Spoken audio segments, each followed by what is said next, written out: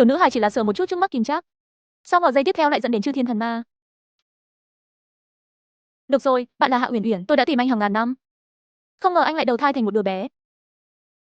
Cậu đang nói gì vậy? Tôi không gây rối với anh. Hôm nay là sinh nhật của tôi.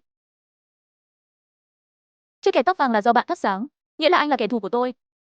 Chuyện năm đó hôm nay chúng ta phải tính toán cẩn thận. Là của Kager, lần trước Ma Vương còn nói muốn ta làm con gái của hắn. Bây giờ thật sự là nói đổi mặt thì đổi mặt. Nhưng ngay lúc này, công đức mà Uyển Uyển tích lũy được trước đây, như thể anh ta biết mình sẽ gặp rắc rối. Sau đó dần dần chống đỡ một mảnh ánh sáng bằng con người Uyển Uyển. Cái gì đây? Chưa từng thấy. Đây là sức mạnh của công đức. Ngươi đừng nghĩ như vậy, ta sẽ sợ ngươi. Uyển Uyển không trả lời, chỉ là nhắm mắt đọc thầm khẩu quyết. Ma Vương cũng không chịu thua kém, làm hết sức mình. Trong nháy mắt, bầu trời hoàn toàn tối đen, nhìn bóng tối nuốt chửng mọi thứ. Ngay lúc này, các vị thần và ngôi sao trên bầu trời đều đề cập đến cổ họng.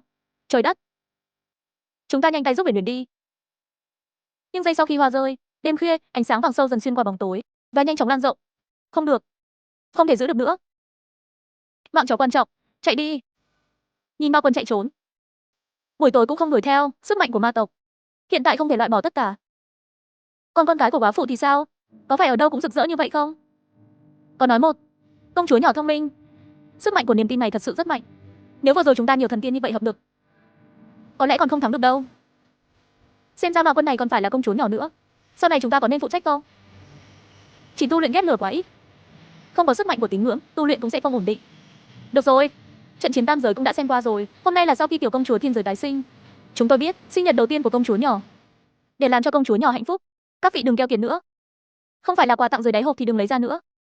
Không thành vấn đề, vậy tôi sẽ đi trước. Chúc mừng sinh nhật. Đột nhiên nghe thấy tiếng sư phụ, tôi tưởng mình bị ảo giác. Nhưng nhìn lên, nhưng thật sự nhìn thấy giọng nói của sư phụ.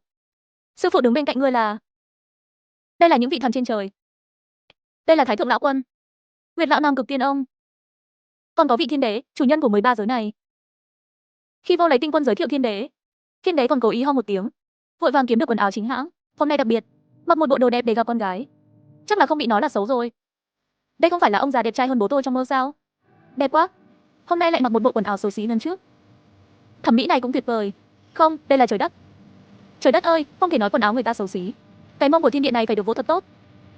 Viên Huyền trong lòng nghĩ, không ngờ tân sinh viên này lại bị bạn bè và người thân nghe nhạc. Hạ Vũ Đế và Hoàng hậu đều kinh ngạc, cũng theo Huyền Huyền cùng nhau nhìn về phía bầu trời, nhưng chỉ thấy một đám mây màu cực kỳ đẹp. Ôi chao, giọng nói của cô gái này thật sự không thể nghe được. Mỗi lần ăn mặc đẹp hắn đều không thích. Chẳng lẽ ta không thể so sánh với Hạ Vũ Đế sao? Ô, hóa ra đây là ông già mà lần trước tôi mơ thấy. Ôi không trời đất. Cảm ơn trời đất rất nhiều, có thể đến đây để dự sinh nhật 2 tuổi của tôi không? Thật là rực rỡ. Còn có các vị thần tiên có thể đến đây. Là trí tuệ. Ha ha ha, luyện công chúa nhỏ này vẫn ngọt như vậy. Nói chuyện thật hấp dẫn. Thật dễ thương, công chúa nhỏ, chúc bạn sớm được thăng chức. Đến thiên đình cùng ta chờ một câu. Tiểu công chúa, đây là phụ hoàng. Ôi không, nhớ bạn tốt bụng và chăm chỉ. Quản trị hạ giới có công, cổ nhân đặc biệt chúng tiên tặng quà này cho bạn. Chỉ thấy cần cầu thỏa thuận giỏ đến, trong nháy mắt đã đặt cái giỏ trước mặt Uyển Uyển. Rất muốn xem món quà của thần tiên. Nó trông như thế nào, nhưng mở quà trước mặt người khác, hình như không tốt lắm. Cảm ơn trời đất. Cảm ơn các vị tiên gia. Cảm ơn sư phụ. Công chúa nhỏ, đây là để so sánh với chúng tôi. Ngón trỏ và ngón cái của nó quá ngắn. Và anh ấy còn trẻ. Sức mạnh ngón tay không phối hợp, cho nên không giống lắm. Nhưng bạn hiểu là được rồi. Trời đất và các tiên nghe được lời giải thích này, đột nhiên ngửa mặt cười. Con người này đơn giản là không muốn, dễ thương quá. Chơi xong công chúa nhỏ, hẹn gặp lại lần sau. Được rồi, mọi người, đi cẩn thận nhé. Nhưng ngay sau khi các tiên rời đi, có người đột nhiên nhận ra đêm trọng đại. Có một đám mây tốt lành, làm sáng cả cung điện. Có những đám mây, là đám mây. Đây là giấy phép tốt lành. Chúa ơi, khó quá. Khi mọi người ngạc nhiên, đột nhiên trời bắt đầu mưa màu. Trong mưa chỉ thường có thể nhìn thấy. Đó là mưa nổi, bao gồm tất cả các loại phúc khí. Đây là mưa nổi.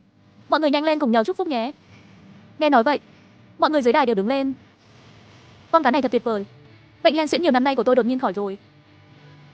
Sao bạn cũng nói vậy? Người hâm mộ cũ của tôi hình như cũng khác rồi. Chẳng lẽ con cá này thật sự là mây trôi sao? Thật tuyệt vời. Tôi cũng cảm thấy sau khi mưa này tâm trạng tốt hơn nhiều. Cảm ơn công chúa. Đây cũng chỉ có sinh nhật của công chúa nhỏ. Hôm trước mới có mưa nổi, mới có phúc khí như vậy. Hãy để mọi người bị cuốn vào cơn mưa này. Còn đứng đó làm gì? Chúng ta nhanh lên cho tiểu công chúa một cái đi. Nói đem mọi người cùng nhau quỳ xuống, quỳ trước 3 người trên sân khấu. Nếu các bạn biết, vừa rồi trên trời có hơn 10 vị thần tiên quan trọng, hãy đến và tổ chức sinh nhật cho tôi. Thật là sốc. Này, tiếc là các bạn không nhìn thấy. chỉ có thể nhìn thấy một đám mây. Nghe thấy của riêng mình, hai người bạn lập tức hiểu ra mọi chuyện. Xong rồi, càng ngày càng cảm thấy Uyển không phải là người phàm gian. Cha Uyển, cha gọi con làm gì vậy? Ý nghĩ về một em bé đáng yêu như vậy có thể rời bỏ bản thân bất cứ lúc nào. Hạ Vũ Đế thì đau lòng quá. Rất nhiều lúc hắn và Uyển không có lợi hại như vậy, nhưng lời nói đến miệng lại không biết nên biểu đạt như thế nào. Không có gì, bố chỉ muốn gọi cho bạn một chút. Luôn mỉm cười. Chim nhỏ bay tự do có thể bị thương cũng không sao. Chỉ là hát nữa cũng không hát.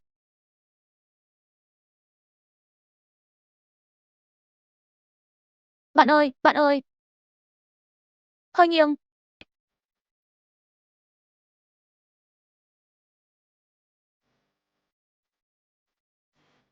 Bạn ơi. Dư vị dâng lên. Đuổi theo là quan trọng nhất.